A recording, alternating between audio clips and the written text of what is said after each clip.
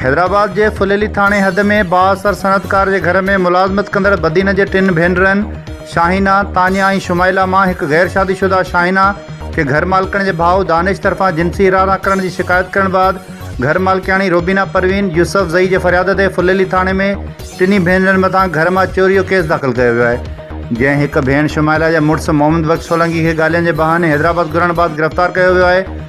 इन सिलसिले में बदीन बरसा गोठ हयात खास किली रहवासन मुसम्मद मरियम सोलंकी संदस मुड़स अब्दुल लतीफ़ सोलंकी गोठ के नेक मर्द मोहम्मद अली सोलंकी की अगवानी में एहतजाज करण बाद साफ़ियाने का दाइंदे चयो त असांजे न्याणियुनि जे मथां चोरी जो कूड़ो केस दाख़िल किया वियो आहे। उन्हनि चयो त घर मालिकाणी रोबीना जो भाउ दानिश असांजी न्याणी शाहीना के तंग कंदो हो, जंहिंजी शिकायत घर मालिकाणी खे बि ॾिनी ऐं रहियल पगार ॾेई नौकरी मां फारिग करण जो चयो। पर घर मालिकाणी घर में शादी होने जो चई शादी ताईं कम करण लाइ चयो। पर घर मालिकाणी शादी की तकरीब खत्म थियण खां पोइ पगार ॾियण बाद असांजी न्याणियुनि मथां चोरी जो कूड़ो इल्ज़ाम लगायो।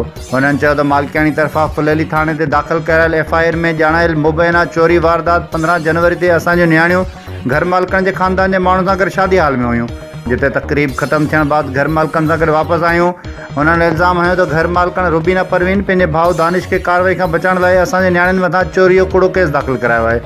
उन्होंने इल्ज़ाम हयो त SHO फुलेली बाअसर घर मालिकन जी वंगार वेंदे जांच में असां सां इंसाफ़ करण बजाए चालान में असांजे ॻोठ जे वधीक 4 बेगुनाह माण्हुनि जा नाला ॾेई छॾिया आहिनि।